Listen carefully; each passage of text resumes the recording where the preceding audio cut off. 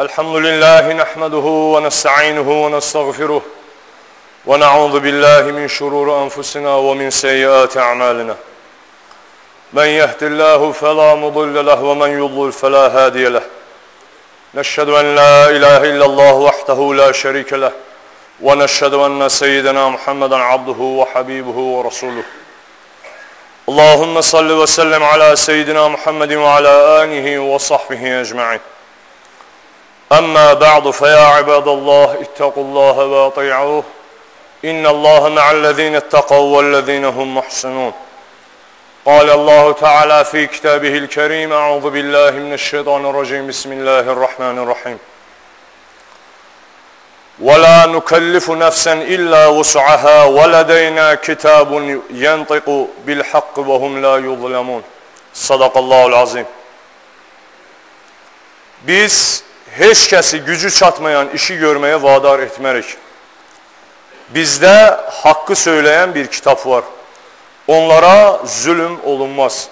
Mü'minun surəsinin 62-ci ayət-i kəriməsi. Allah Teala bu dünyanı insanları sınamaq üçün yaratmışdır.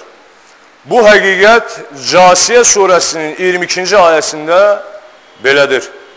Allah göyləri və yeri haqq ədalətlə və hər kəsin qazandığı nə isə onun müqabilində əvəz görməsi üçün yaratmışdır. İnsanlar öz əməllərinin nəticələrinə görə axirətdə müxtəlif şəkildə münasibət görəcəklər. Gözəl mükafatlara layiq olmaq üçün insan özünə zülm etməməlidir.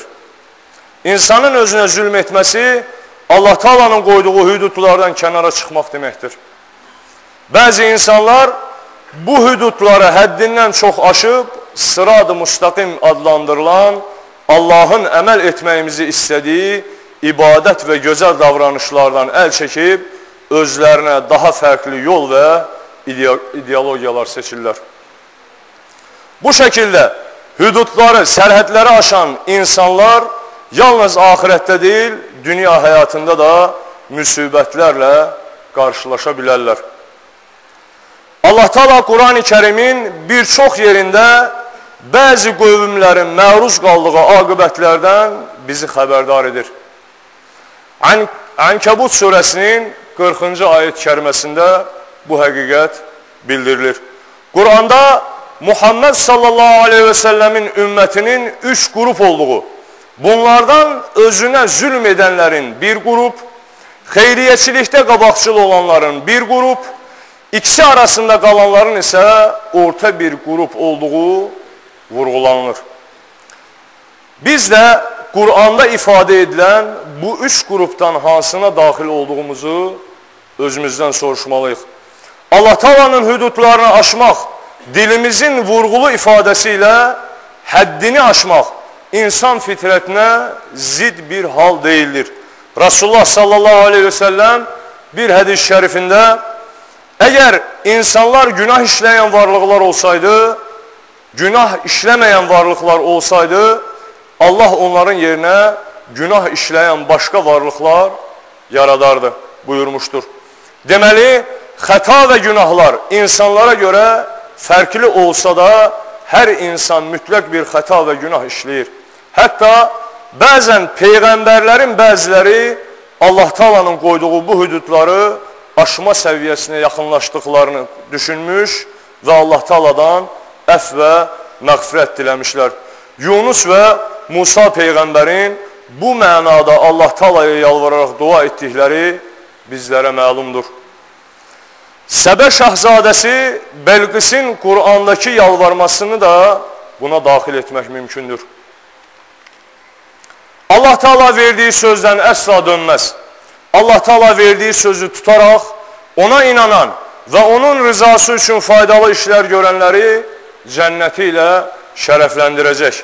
İnanmayanları isə zülm və haqsızlıqlarının nəticəsi olaraq cəhənnəm əzabı ilə cəzalandıracaqdır.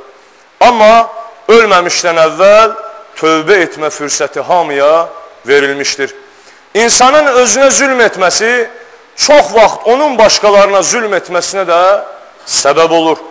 Allah Teala məzlum insanlara ilk dəfəsində olmasa da ikinci dəfəsində hüquqlarının tapdanması halında yardım edəcəyini bizə bildirir. Zülm edənlər belə bir vəziyyətdəykən əzaba düçar olanda zülm və haqsızlıq etdiklərini inkar edirlər. Ancaq hesab günündə sorğu-sual vaxtı bütün işlər meydana çıxacağına görə onların insanlara etdikləri zülm və haqsızlıqları gizlətməyə heç bir imkan və fürsətləri qalmayacaqdır. Allah Teala insanlara əsla zülm etməyəcəyini Qur'anda çox qəti ifadələrlə xəbər vermişdir. Nisa surəsinin 40-cı ayəsində zərrə qədər, Ənbiya surəsinin 47-ci ayəsində xardal dənəsi qədər, yenə Nisa surəsinin 49-cu ayəsində bir tük qədər belə zülm etməyəcəyini bildirir. Hətta hesab əsnasında insanların etdikləri bütün əməllər aydın yazılmış və hamının görüb oxuya biləcəyi açıq bir kitabda təqdim olunacağı və beləliklə insanların etiraz etməyə heç bir hüquqları olmayacağı Kəhf surəsində bəyan edilmişdir. Qur'anda da ifadə edildiyi kimi bəzən insanoğlunun zülmü o səviyyəyə çatır ki, bu zülmlərə görə quruda və dənizdə dəyişmələr və pozulmalar baş verir. Bu ayə sanki ekosistemdə pozulmaların meydana çıxdığı, qlobal isinmələrin çoxaldığı, zərərli qazların atmosferdə təhlükələr meydana gətirdiyi və qütblərdəki buzların əriməyə başladığı bir vaxtda uyğun olaraq üzə çıxır. Bu hadisələrlə bəşəriyyətin özünə zülm etməsinin nə demək olduğunu acı bir həqiqət və təcrübə kimi müşahidə etmə fürsəti tapırıq.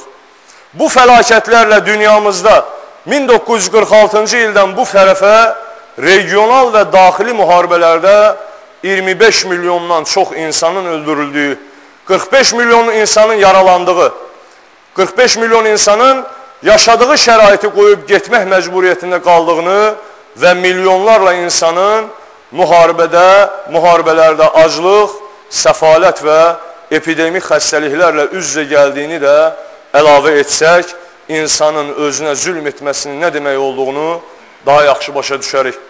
Əlbəttə, bütün bu xətaların siyahısı Qur'anda ifadə edilən açıq və aydın bir kitabda öz əksini tapacaqdır.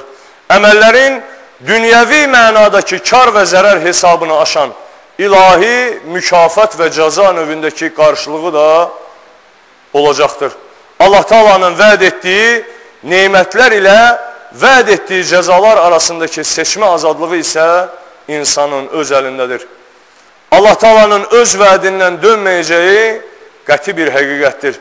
Əlimizdə belə bir fürsət var ikən, biz də günahlarımızdan dönüb Allah Taala'dan əfv və bağışlanma diləməliyik. Ələ innə əhsənəl kələm və abləğən nizam, kələmullahil məlikil azizil alləm.